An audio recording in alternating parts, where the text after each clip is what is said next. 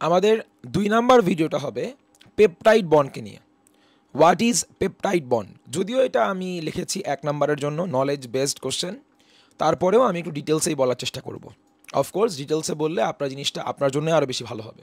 ওকে, এই ছিল আমাদের অ্যান্সার, রাইট? সো কোশ্চেনটা আবার বলি, what is peptide bond? So তার জন্য আগে আপনাকে জানা রাখতে হবে what is amino acid. Amino অ্যাসিডটা আসলে আমাদের প্রোটিন এর জন্য স্ট্রাকচারাল ইউনিট, অর্থাৎ প্রোটিনের গাঠনিক একক। প্রোটিন বানাতে যা কাজে লাগে তাকেই বলা হয় হচ্ছে অ্যামাইনো অ্যাসিড। তার মানে আমরা আমাদের হিউম্যান বডি বানাতে যদি ইউনিট হিসাবে, একক হিসাবে কোষকে পাই, তাহলে প্রোটিন নামের বড় যে লার্জ মলিকিউলটা আছে, বৃহৎ অণু আছে, তাকে বানাতেও ক্ষুদ্র স্মল যে ইউনিটগুলো লাগে তারাই হচ্ছে অ্যামাইনো অ্যাসিড। ওকে, মেক সেন্স? নাম কেন অ্যামাইনো অ্যাসিড? আপনি আমাকে বলেন, এর একটা প্রান্তে ওয়ান এন্ডে আছে অ্যামাইনো গ্রুপ আর আরেকটা প্রান্তে কি আছে? Carboxylic acid group.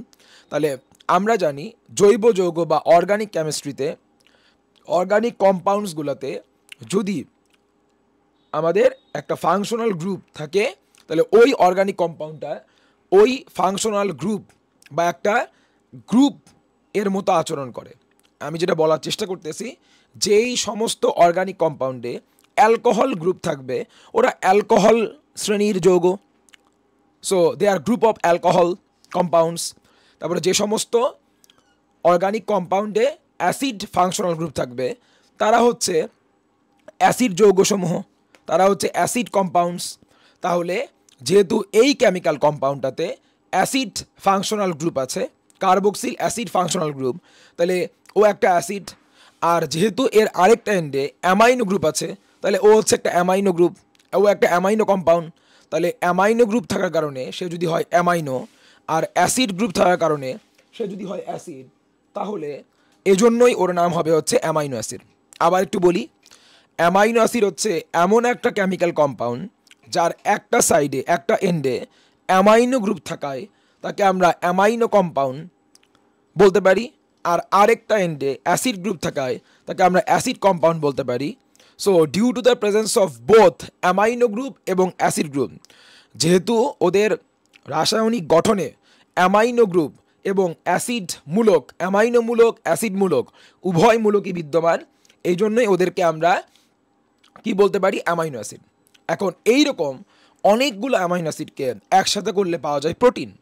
তাহলে প্রথমে আমরা 2টা অ্যামাইনো অ্যাসিডকে একসঙ্গে করে দেখাবো। হ্যাঁ, আমরা যদি 2টা অ্যামাইনো অ্যাসিডকে একসঙ্গে করতে পারি, যে না এভাবে করেই অ্যামাইনো অ্যাসিড একসাথে হয়, ওরা কম্বাইন করে, তাহলে তো আমরা বুঝতে পারবো। এরকম করে যদি অনেকগুলো অ্যামাইনো অ্যাসিড একসাথে করে তার নামই প্রোটিন। আসেন, তাহলে আমরা এখানে নিয়েছি 2টা অ্যামাইনো অ্যাসিড স্যার। এই ছিল একটা amino acid molecule, there is another amino acid molecule.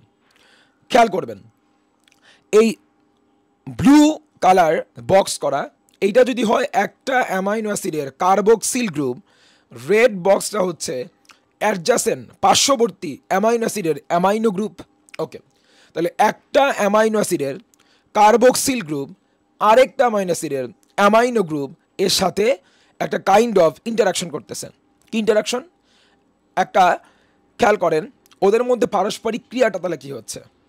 একটা অ্যামাইনো অ্যাসিডের, আবার বলি, একটা অ্যামাইনো অ্যাসিডের কার্বক্সিল গ্রুপ পার্শ্ববর্তী অ্যামাইনো অ্যাসিডের অ্যামাইনো গ্রুপের সাথে যেই ইন্টারাকশনটা, যেই পারস্পরিক ক্রিয়া সম্পাদন করতেছে, সেটাকে বলা হয়, ইংলিশে বলা হয় কনডেনসেশন রিয়াকশন। অর্থাৎ ওদের মাঝখানে পানি বের হয়ে যাবে, পানি বিয়োজিত হবে। তাহলে পানি বিয়োজন হওয়ার জন্য তাহলে কী করতে হবে? পানি বাড়ানোর জন্য আমাকে 2টা হাইড্রোজেন, একটা অক্সিজেন লাগবে। আপনি খেয়াল করবেন এই অ্যামাইনো অ্যাসিডটার কার্বক্সিল গ্রুপের OH আর এই অ্যামাইনো অ্যাসিডটার অ্যামাইনো গ্রুপের H, তাহলে OH আর H মানে 2টা হাইড্রোজেন, একটা অক্সিজেন, কি বানায় ফেলতে পারে? পানি। আর যখনই এখান থেকে H সরে যাবে আর এখান থেকে OH সরে যাবে, কেন সরে যাবে? কারণ ওরা মিলিত হয়ে পানি বানাবে, বা সরে যাওয়ার কারণে কার্বনের এই হাতটা ফাঁকা হয়ে যাবে, আর এই পাশ থেকে নাইট্রোজেনের এই ভ্যালেন্সিটাও ওপেন হয়ে যাবে, হাত ফাঁকা হয়ে যাবে। তখনই আসলে কার্বন তার এই ওপেন হওয়া এই হাতটা দিয়ে নাইট্রোজেনের ওপেন হওয়া এই হাতটা ধরে ফেলবে। তখনই কি হবে? 2টা অ্যামাইনো অ্যাসিডের মাঝখানে কার্বন এবং নাইট্রোজেনের একটা মধ্যবর্তী বন্ড ক্রিয়েট হবে। এই যে কার্বন, একটা অ্যামাইনো অ্যাসিডের কার্বন আর একটা অ্যামাইনো অ্যাসিডের নাইট্রোজেনকে ধরে ফেললো। এভাবে করেই আসলে পার্শ্ববর্তী অ্যাডজাসেন্ট দুইটা অ্যামাইনো অ্যাসিড পরস্পর যুক্ত হয়।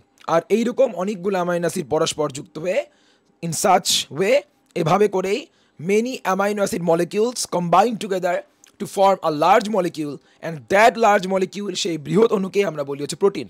তার মানে প্রোটিন তৈরির পিছে যেমন অ্যামাইনো অ্যাসিড আছে, আবার এটাও ভাইটাল যে অ্যামাইনো অ্যাসিডগুলো থাকলেই হচ্ছে না, ওদের মাঝখানে এই পেপটাইড বন্ডটাই আসলে মেইন। কারণ যদি আপনি 100টা অ্যামাইনো অ্যাসিড নিয়ে আসেন, বা যদি ওদের মাঝখানে এরকম যদি পারস্পরিক বন্ড ক্রিয়েট করতে না পারেন, তাহলে কখনোই এই 100টা অ্যামাইনো অ্যাসিড একসঙ্গে হবে না। আর 100টা অ্যামাইনো অ্যাসিডকে একসাথে না করতে পারলে আমরা কখনোই আমাদের ডিজায়ার্ড প্রোটিন পাবো না। তার মানে প্রোটিন বানানোর জন্য, প্রোটিন তৈরি করার জন্য আপনার কি লাগবে? প্রথম কথা, আপনার অ্যামাইনো অ্যাসিডগুলো লাগবে। কারণ অ্যামাইনো অ্যাসিডস আর প্রোটিনের স্ট্রাকচারাল ইউনিট। হ্যাঁ, তাহলে অ্যামাইনো অ্যাসিডগুলো যদি হয় প্রোটিনের গাঠনিক একক, প্রোটিন বানাতে যদি অনেকগুলো অ্যামাইনো অ্যাসিড লাগে, তাহলে ওই অ্যামাইনো অ্যাসিডগুলোর মাঝখানেও কি লাগে? পেপটাইড বন্ড তৈরি করতে হয়, পেপটাইড বন্ড তৈরি করতে হবে। তাহলে দ্যাটস দ্য পেপটাইড বন্ড। তার মানে আমরা এর আগে ভিডিওতে দেখে আসছি glycosidic bond. So glycosidic bond যদি মনোস্যাকারাইড, সিম্পল কার্বোহাইড্রেটগুলোকে একসঙ্গে করে কমপ্লেক্স কার্বোহাইড্রেট বানাতে সাহায্য করে, তাহলে পেপটাইড বন্ড হচ্ছে আমাদের অ্যামাইনো অ্যাসিড, সিম্পল অ্যামাইনো অ্যাসিডগুলোকে একসঙ্গে করে কমপ্লেক্স প্রোটিন বানাতে সাহায্য করে। তাহলে আমাদের মনে করিয়ে দিই, গ্লাইকোসাইডিক বন্ড ক্রিয়েট হয় সবসময় কার মাঝখানে?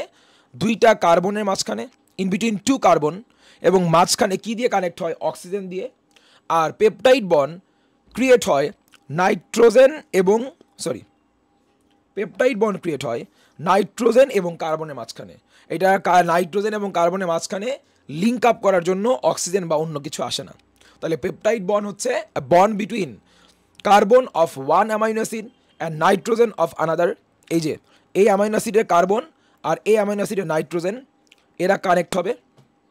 আর আমাদের গ্লাইকোসাইডিক বন্ড ছিল একটা মনোস্যাকারাইড বা একটা কার্বোহাইড্রেটের কার্বনের সাথে আরেকটা কার্বোহাইড্রেট এর কার্বন, মাঝখানে অক্সিজেনের ব্রিজ দিয়ে কানেক্ট হবে। So that's is our peptide bond. তাহলে পেপটাইড বন্ড নিয়ে আমাদের ছোট্ট সামারি করা শেষ। আমরা এর পরের ভিডিওতে আমরা অন্য টপিক শুরু করব।